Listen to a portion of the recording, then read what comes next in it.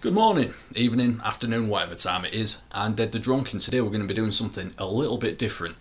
We're going to be doing a few Fallout 4 tutorial videos centered around base building, and the first one we are going to do is diverting resources using the Contraptions DLC, factory, conveyor belts, forges, that sort of stuff. To do so, we're going to have to use logic gates. Now, one thing I did notice when looking through YouTube in the past for building my own settlements, there's not a lot of videos around logic gates, and there seems to be a lot of confusion, and it can cause a bit of a headache when I've tried to do it.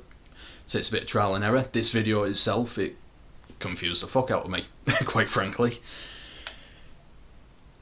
So, quick disclaimer before we jump in. I generally don't use mods. I occasionally use Creation Club assets, usually I point them out, and I do use the DLCs, obviously the Contraptions one for this one, because that's the only way you can get the factory stuff. So without any further delay, let's jump into it. Right, so here we are, we're at Outpost Zimonja, our laboratory. That is still not quite finished, but we're getting there. And here's the situation. Let's say you've got two forges down there, and both of them require steel for what you need to make. You've got your laser tripwires, which are switches. They're powered up, and from there you go to your diverter. Now the issue is when it's set up as such, and for argument's sake we're going to bang our synth grenades in there. Hopper will extract it, bring it through,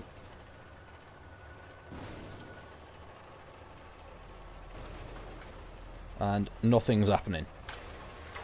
Something happened that time.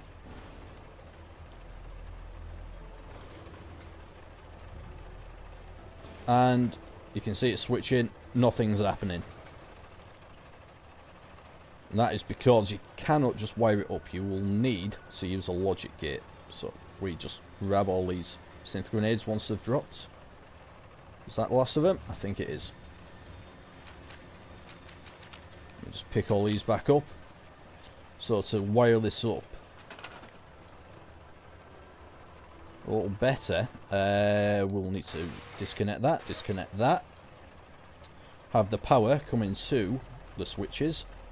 We then need to go to an XOR gate. XOR gate transmits power if exactly one input has power. So if both of them are switched on, it will switch off. So we need to put that to the input.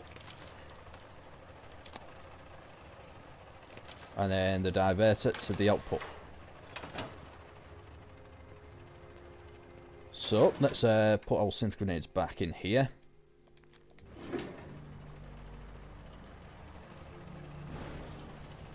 We'll fire one out. It might send two for the first one. Oh no, we're good.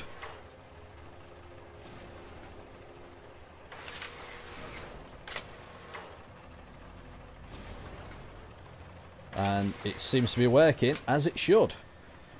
It's as simple as that.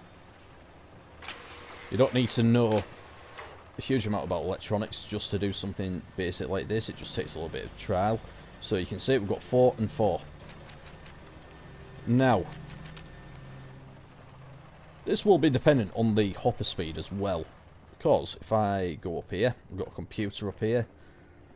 And we'll just change the vacuum hopper speed. I believe that's set up at 2 seconds. So we'll go to the hopper control and change the output timer to half a second. We will get a different result. That is simply because of how the conveyor belt is built. This side, as you may have noticed, as the synth grenade was going across, it was quite slow. These rollers, they don't function as well as they should. They do seem to slow things down.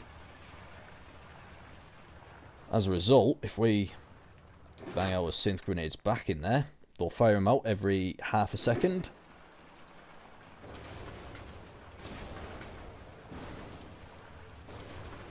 As you can see, quite close together. So one's gone through, two's gone through, one's gone through. And as a result, it can't switch quick enough. Now weirdly, on that occasion, it has actually split it in half. However, I can tell you from when you're doing, I don't know, say 100 pieces of steel, it won't split it directly in half. Especially when it's part of a larger chain. When it's part of a larger chain, things do tend to end up grouping up, and as a result it will be quite a different result at the end. It won't be split 50-50. So you've got to play around with the timers. Now I can't tell you exactly what time you need to put on, because it depends on how close these are together. Ideally you want them close together, however that won't always be possible depending on how you've built, so it will take a little bit of trial and error. But that is it when it comes to diverting. It's literally just 2 laser tripwires. Make sure it's a switched one. I made that mistake when I was setting this up earlier. I put the other one on and wondered why it wasn't working as it should. You require your XOR gate and a diverter. You should already have a hopper. If you don't have a hopper, I recommend putting in a hopper somehow, just so you can control the output time and perfectly split it every time. So I hope you found this video inspirational, maybe a bit informative. If you have any suggestions of stuff that you want me to cover in terms of tutorials, or want me to explain a little bit better, please drop a comment down below. I'll make sure to check them, because I'm always looking for inspiration for my Fallout settlement builds. Now down below you'll also find in the description a link dump with links to all my social media as well as my Twitch. Please drop in on my Twitch. I stream 5 nights out of 7 UK time, usually from around about 9 PM. Please drop in, say hi. Got a very welcoming small community, and please let me know that you've dropped in from YouTube. Helps me out a great deal. On top of that, please subscribe, hit the bell notification so you can be notified for the future videos. And most of all, thank you very much. Take it easy.